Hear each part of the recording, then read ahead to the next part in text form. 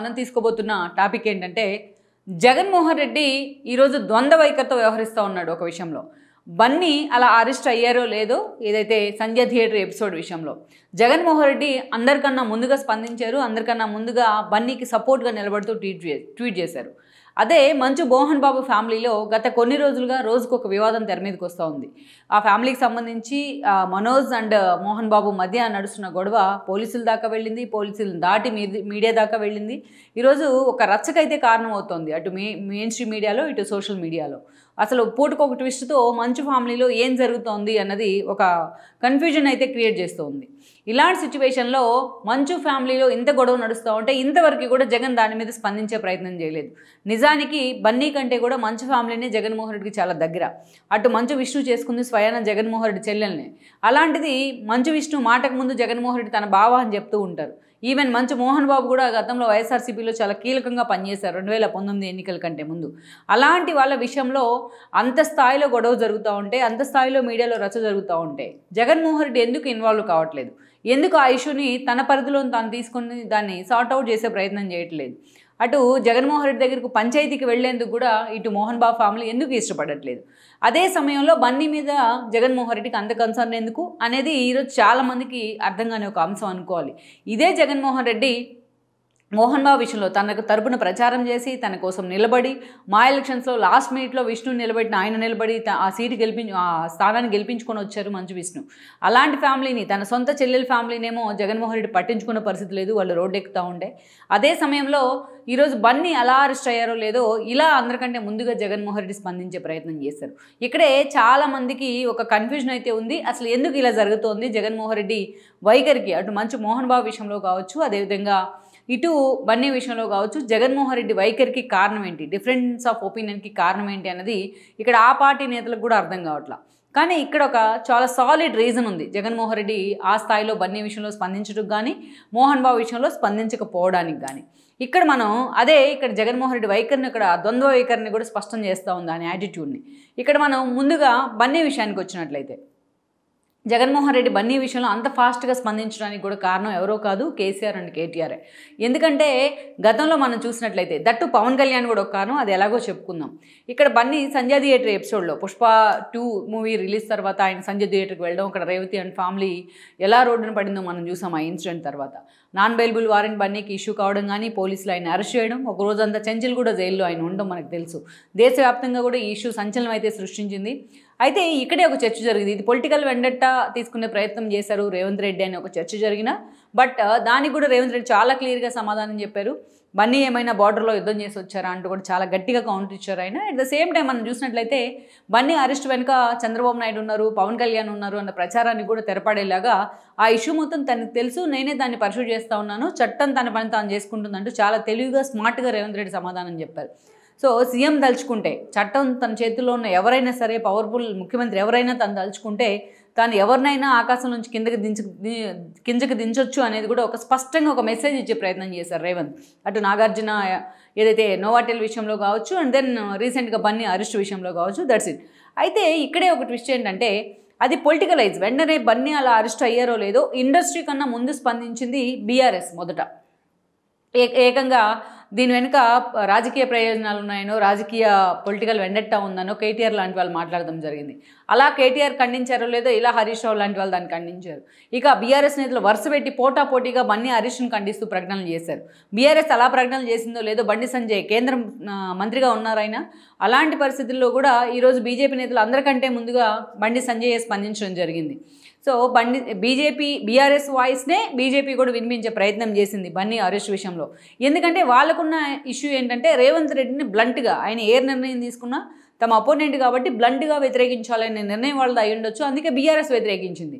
కానీ బీజేపీ జాతీయ పార్టీ, దానికి ఒక ఎజెండా ఉండాలి ఆ పార్టీకి, ఎస్పెషల్లీ తెలంగాణ స్టేట్ మీద ఫోకస్ పెట్టిన సిచ్యువేషన్లో.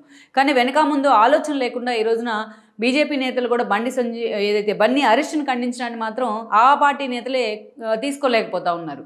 సో ఇక రేవతి ఫ్యామిలీకి సపోర్ట్గా వీళ్ళల్లో ఇప్పుడు మాట్లాడే నేతల్లో ఒక్కరు కూడా వెళ్ళలేదు. కానీ బట్ బన్నీ అరెస్ట్కి మాత్రం పుంఖాలుగా పేజీలు ఖండన ప్రకటనలు వదులుతూ వచ్చారు పార్టీ ఏదైతే రేవంత్ రెడ్డికి అపోనెంట్స్ అంతా కూడా. అంటే రేవంత్ రెడ్డి మీద ఉన్న వ్యతిరేకతని ఆ స్థాయిలో వాళ్ళు తీర్చుకునే ప్రయత్నం చేశారు.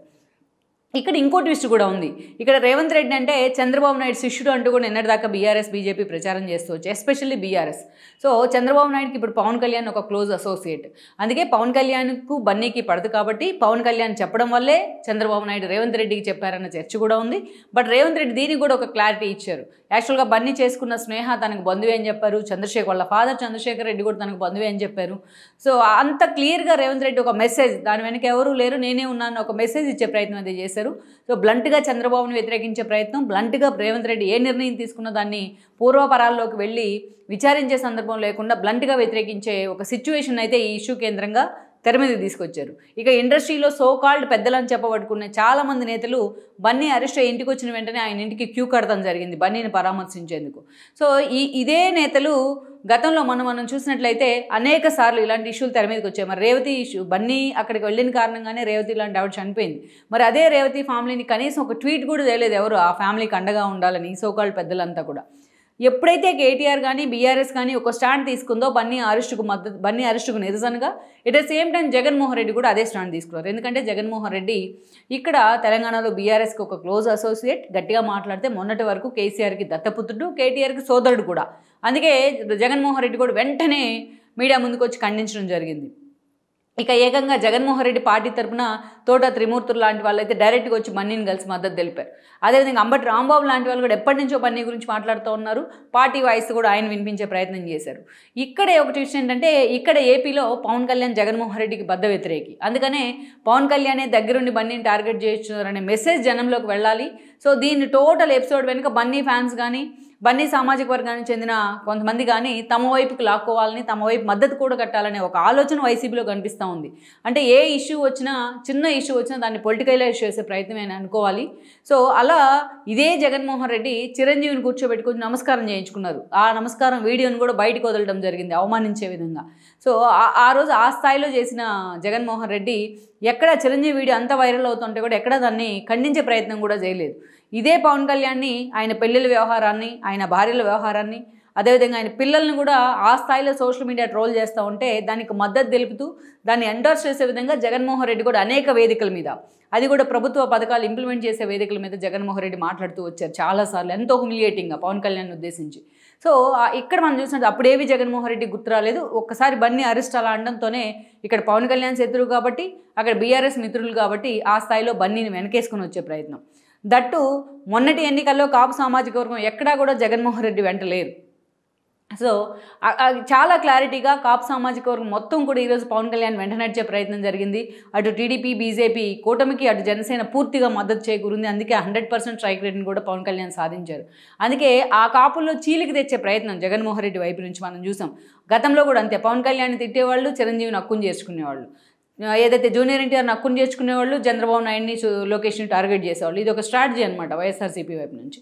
సో అలాంటి గేమ్ ప్లాన్నే జగన్మోహన్ రెడ్డి తెర మీద తీసుకొచ్చారని అనుకోవాలి. బట్ ఆ ప్లాన్ ఇలాంటి సిచ్యువేషన్లో ఎంతవరకు వర్కౌట్ అవుతుందని కూడా ఒక పెద్ద డైలమా ఉంది. ఎందుకంటే బన్నీ అరెస్ట్ని ఎంతమంది అయితే ఖండించారో అంతకంటే ఎక్కువ మంది ఆ అరెస్ట్ని సపోర్ట్ కూడా చేస్తున్నారు.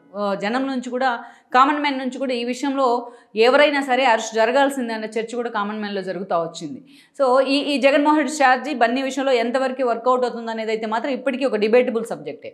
అయితే ఇక్కడే చాలామందికి డౌట్ వస్తుంది, మరి బన్నీ విషయంలో అంత దూరం వెళ్ళి ఏకంగా వైఎస్ఆర్సీపీ నేతలు ఒక కన్నబాబు దగ్గర నుంచి తోట త్రిమూర్తుల దాకా, ఒక అంబటి రాంబాబు దగ్గర నుంచి ఒక జగన్మోహన్ రెడ్డి దాకా ఇంతమంది నేతలు వచ్చి బన్నీ అరెస్ట్ను ఖండించినప్పుడు మంచు మోహన్ బాబు ఫ్యామిలీలో అంత జరుగుతుంటే జగన్మోహన్ రెడ్డి ఎందుకు మౌనంగా ఉన్నారు అనేది చాలామందికి వస్తున్న సందేహం.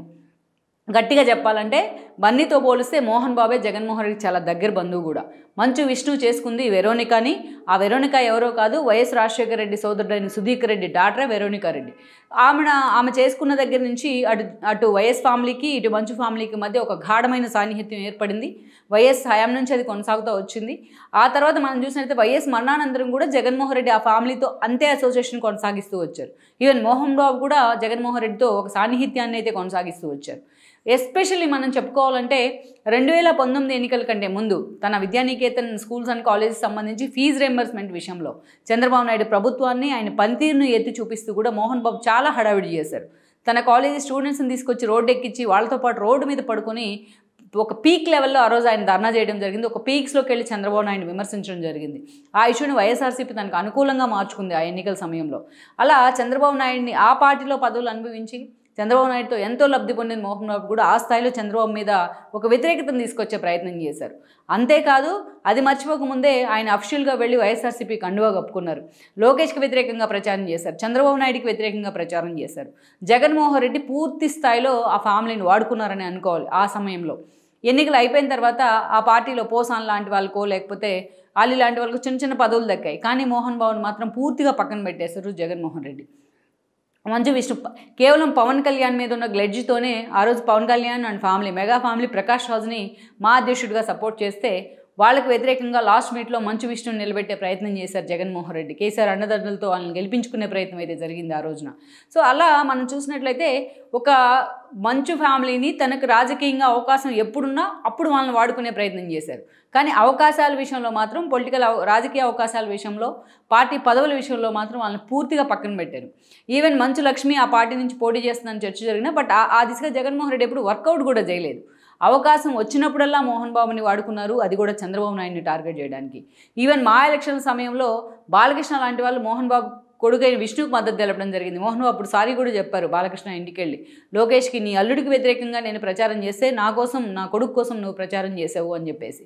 సో అలా మోహన్ బాబు కూడా ఏదైతే వెక్స్ అయిపోయారు, జగన్మోహన్ రెడ్డి అంటే వెక్స్ అయ్యి అటు బీజేపీతో మళ్ళా తిరిగి చంద్రబాబు నాయుడుతో అని ఈ మధ్యకాలంలో ఒక సన్నిహిత సంబంధాలు కొనసాగిస్తూ ఉన్నారు. సో అలాంటి మోహన్ బాబు ఫ్యామిలీలో, జగన్మోహన్ రెడ్డికి అత్యంత దగ్గర బంధువైన మోహన్ బాబు ఫ్యామిలీలో ఈరోజు ఒక రచ్చ నడుస్తూ ఉంది. ఏ ఫ్యామిలీలో అయినా ఉండే రచ్చ అయినప్పటికీ అది సెలబ్రిటీ ఫ్యామిలీ కావడం వల్ల అది ఇంకా మోర్ అండ్ మోర్ వైలెంట్ అవుతూ ఉంది. బయటికి అటు మీడియా కానీ సోషల్ మీడియాలో కూడా వైరల్ అవుతూ ఉంది. దీనికి ఎక్కడో చోటు పులి స్టాప్ పెట్టాలని చాలామంది ప్రయత్నం చేస్తూ ఉన్నా ఎక్కడికక్కడ రోజు రోజుకు ఏదో ఒక రూపంలో ఆ గ్లెడ్జ్ ఎక్కువ అవుతుంది వాళ్ళ మధ్య. సో ఇక అటు చాలామంది ఇక్కడ కూడా రెండు రకాలుగా వర్టికల్గా విడిపోయి ఉన్నారు. అటు మోహన్ బాబు వైపు కొందరు, మనోజ్ వైపు కొందరు. సో ఓవరాల్గా ఈ ఫ్యామిలీలో ఎప్పటికీ ఇష్యూ సద్దుమణుగుతుంది అనేది అయితే ఒక చర్చ. ఈవెన్ జర్నలిస్టుల మీద దాడికి సంబంధించి మోహన్ బాబు అరెస్ట్ దాకా కూడా ఈరోజు వ్యవహారం వెళ్ళింది. ఏకంగా మంచు మనోజ్ను ఉద్దేశించి ఆయన చేస్తున్న తప్పు అంటూ ఆయన సొంత తల్లే ఈరోజు ఒక స్టేట్మెంట్ ఇచ్చేదాకా కూడా వ్యవహారం వెళ్ళింది. ఈ క్రమంలోనే మంచు విష్ణుకి జగన్ సపోర్ట్ కాబట్టి తాను జనసేనలోకి వెళ్ళడానికి మంచు మనోజ్ అండ్ మౌనిక ప్రయత్నాలు చేస్తున్నారన్న చర్చ కూడా ఉంది. సో ఇంత నడుస్తూ ఉంటే, ఇంత రచ్చ నడుస్తూ ఉంటే మోహన్ బాబు ఫ్యామిలీలో జగన్మోహన్ రెడ్డి ఎక్కడా కూడా ఎవరికి సపోర్ట్ చేసే ప్రయత్నం చేయాల. కనీసం మోహన్ బాబు దగ్గర కూర్చోనో మంచు విష్ణుని పిలిపించుకోనో ఎట్లా ఒకలాగా దీన్ని సార్ట్ అవుట్ చేయండి అని ఒక పెద్ద మనిషి తరహాలో దానికి ఒక సొల్యూషన్ చెప్పే ప్రయత్నం కూడా చేయలేదు. అంటే ఇక్కడ ఒకటి అర్థమవుతున్న అంశం ఏంటంటే చంద్రబాబు నాయుడికి వ్యతిరేకంగా మోహన్ బాబుని, అదేవిధంగా పవన్ కళ్యాణ్కి వ్యతిరేకంగా మంచు విష్ణుని వాడుకునే ప్రయత్నం మాత్రమే జగన్మోహన్ రెడ్డి వైపు నుంచి జరిగింది. అంటే తనకు అవకాశం వచ్చినప్పుడు వాళ్ళని వాడుకొని కరివేపాకులా తీసి పక్కన పడేయడం అనేది జగన్మోహన్ రెడ్డికి వెన్నతో పెట్టిన విద్య అనేది ఈ ఇష్యూతోనే మనకు అర్థమవుతోంది. అందుకే ఇప్పుడు పవన్ కళ్యాణ్కి వ్యతిరేకం కాబట్టి ఇప్పుడు హఠాత్తుగా బన్నీ దత్తపుత్రుడు జగన్మోహన్ రెడ్డికి, అందుకే బన్నీ గురించి మాట్లాడుతూ ఉన్నారు. నిన్నటి వరకు తన కోసం పనిచేసిన మోహన్ బాబు విషయంలో కానీ మంచు విష్ణు విషయంలో కానీ ఈరోజు కనీసం ఇన్వాల్వ్ అయ్యి ఒక పెద్ద మనిషి తరహాలో ఆ ఇష్యూని సాల్వ్ చేసేందుకు కూడా జగన్మోహన్ రెడ్డి సాహసించట్లేదు. పోనీ తను ఏదో ఒక సైడ్ తీసుకున్నట్టు మనోజ్ వైపా లేకపోతే మోహన్ బాబు వైపా లేకపోతే విష్ణు వైపా అన్న ఒక ప్రకటన కూడా జగన్మోహన్ రెడ్డి చేసేందుకు సాహసించట్లేదు. ఈరోజు కేవలం ఫ్యామిలీ ఇష్యూలో జగన్మోహన్ రెడ్డి ఇన్వాల్వ్మెంట్ ఎందుకు అనే క్వశ్చన్ రావచ్చు. అది ఫ్యామిలీ ఇష్యూ లాగా లేదు. ఈరోజు పూర్తి స్థాయిలో సెలబ్రిటీ ఫ్యామిలీ కాబట్టి వైరల్ అవుతుంది ఆ ఇష్యూ. సో ఎలాగలాగా సార్ట్ అవుట్ చేసే ప్రయత్నం జగన్మోహన్ రెడ్డి నుంచి జరగవచ్చు ఆయన తలుచుకుంటే. కానీ ఎక్కడ మంచు మోహన్ బాబు ఫ్యామిలీలో ఇన్వాల్వ్ అవ్వలేదు జగన్మోహన్ రెడ్డి.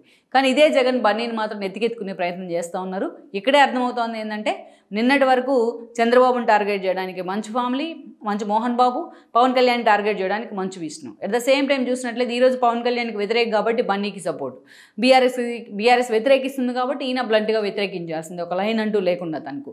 సో జగన్మోహన్ రెడ్డి ద్వంద్వ వైఖరికి ఇంతకన్నా ఒక పెద్ద ఉదాహరణ ఉండదనుకోవాలి. మరి మోహన్ బాబు విషయంలో స్పందించకపోవడానికి, బన్నీ విషయంలో స్పందించడానికి కారణం ఏంటి అంటే ఈరోజు జగన్మోహన్ రెడ్డి ఇప్పుడు మనం చెప్పుకున్న ఉన్న విషయాల్లో ఉన్నట్టుగా చెప్పే ధైర్యం కూడా జగన్మోహన్ రెడ్డి దగ్గర ఉండే అవకాశం లేదు.